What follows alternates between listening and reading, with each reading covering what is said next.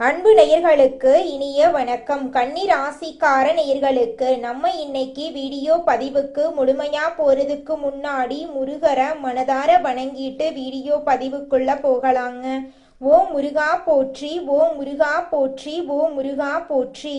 எனக்காக்கும் முருகனே போற்றி. நல்லதே நடக்கும், நல்லது மட்டும்தான் நடக்கும். நம்மளோட கன்னி ராசிக்காரங்களை பொறுத்த வரைக்கும் இவங்க அடுத்தவங்க செய்ய முடியாதுன்னு ஒதுக்கி வச்ச காரியத்தை கூட அழகா திட்டம் தீட்டி முயற்சி பண்ணி அந்த காரியத்துல வெற்றி அடையக்கூடியவங்களாம் இவங்க இருக்காங்க. இவங்க பொதுவாகவே துருதுருன்னு இருப்பாங்க. அதே நேரத்துல கோபக்காரங்களாகவும் இவங்க இருப்பாங்க. இவங்க மத்தவங்க கிட்ட பேசும்போது மத்தவங்க படிச்சவங்களா படிக்காதவங்களா, ஏழையா பணக்காரனா, உயர்ந்தவனா தாழ்ந்தவனா அப்படிங்கிற பாகுபாடெல்லாம் பார்க்க மாட்டாங்க. எல்லார்கிட்டையும் ஒரே மாதிரிதான் பேசுவாங்க, ஒரே மாதிரிதான் பழகுவாங்க. இவங்க நட்புக்கு முக்கியத்துவம் தருவாங்க. அதே நேரத்துல நண்பனுக்காக உயிரை கொடுக்க கூட இவங்க தயங்க மாட்டாங்க.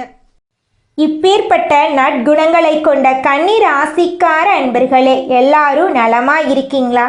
என்னம்மா நீங்கள் வேற நலமா இருக்கீங்களான்னு எங்களை பார்த்து கேட்குறீங்களே. இருக்கீங்களான்னு கேட்டிங்கன்னா கூட பரவாயில்ல. எங்கள் வாழ்க்கையில் இருக்கக்கூடிய கஷ்டத்துக்கும் துன்பத்துக்கும் பிரச்சனைக்கும் நாங்கள் வாழ்கிறதே பெரிய விஷயம். நாங்கள் இங்கேம்மா சந்தோஷமாக இருக்க போகிறோம், நிம்மதியாக இருக்க போகிறோம் அப்படின்னு உங்கள் மனசில் நினைக்கிறது எனக்கு புரியுதுங்க.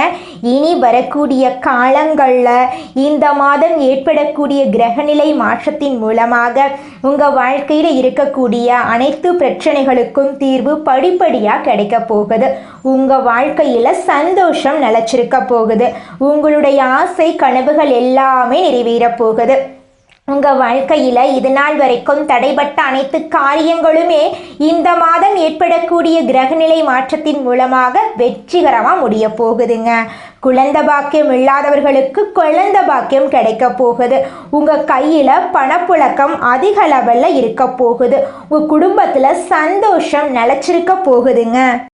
ராசி மண்டலத்துல கன்னி ராசி 6வது ராசியா இருக்குதுங்க. கன்னி ராசியோட அதிபதி யாருன்னு பாத்தீங்கன்னா புதன் பகவானுங்க.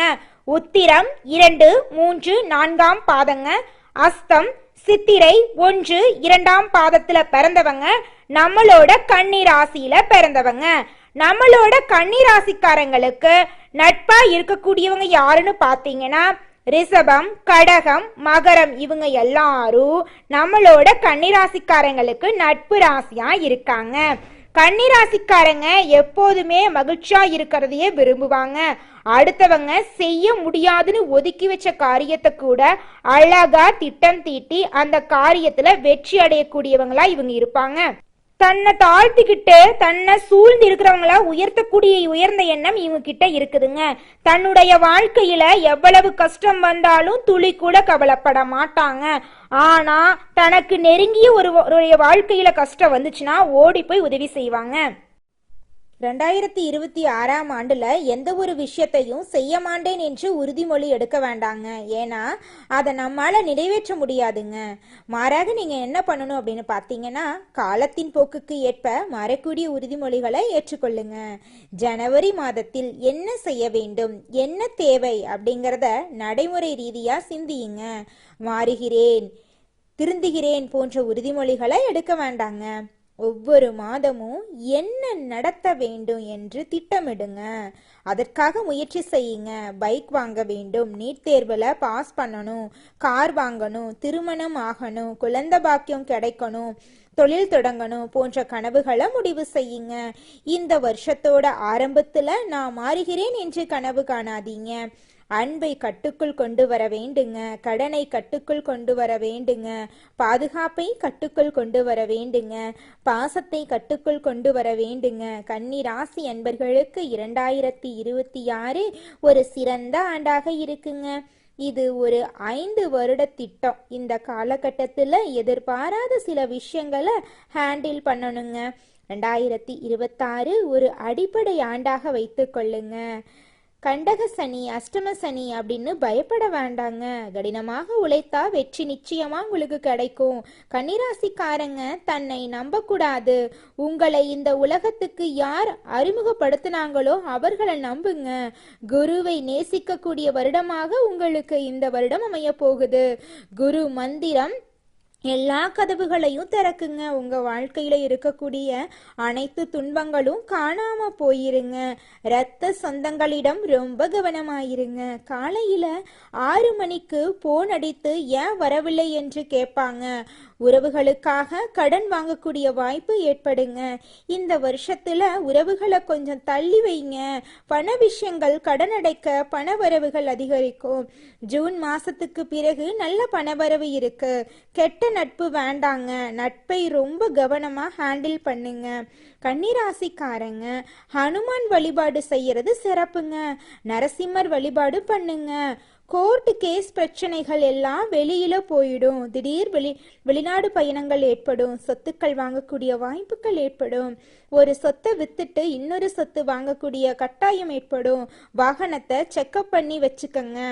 இது கன்னிராசிக்கு சவால் விடக்கூடிய வருஷமா இருக்குது. இந்த வருஷத்தை விட்டு விடக்கூடாதுங்க. ஸ்மார்ட்டா பயன்படுத்துறது தாங்க உங்க வாழ்க்கைக்கு நல்லது. பெருமாளை அதிகமா வழிபாடு பண்ணுங்க. நாராயணரை வழிபாடு பண்ணுங்க. நரசிம்மரை வழிபாடு பண்ணுங்க. ஹனுமன் வழிபாடு பண்ணுங்க.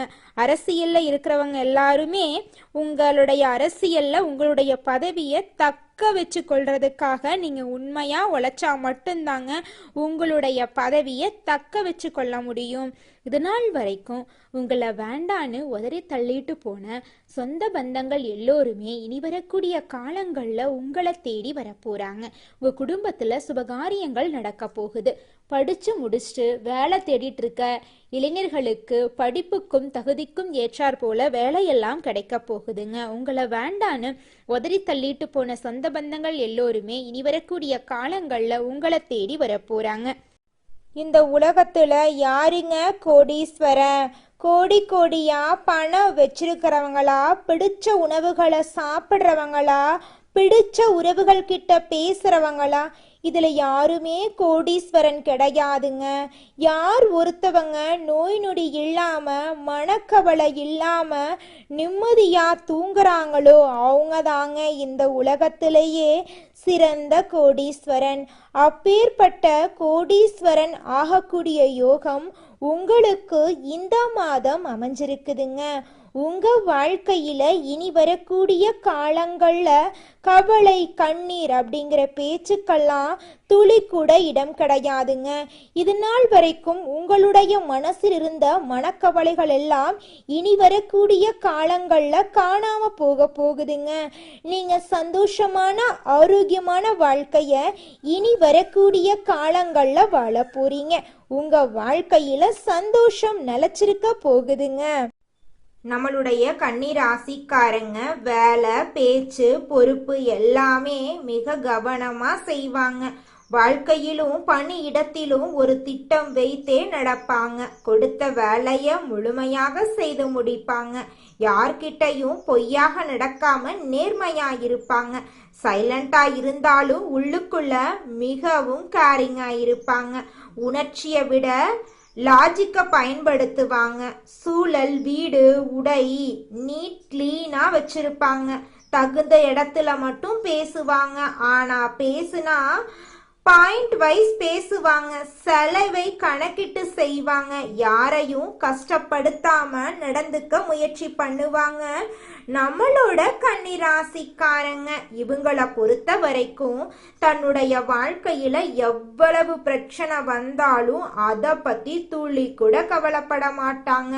ஆனா நெருங்கிய உறவின் வாழ்க்கையில ஒரு பிரச்சனை வருதுன்னு வச்சுக்கோங்க, ஓடி போய் உதவி செய்யக்கூடியவங்களா நம்மளோட கன்னிராசிக்காரங்க இருப்பாங்க.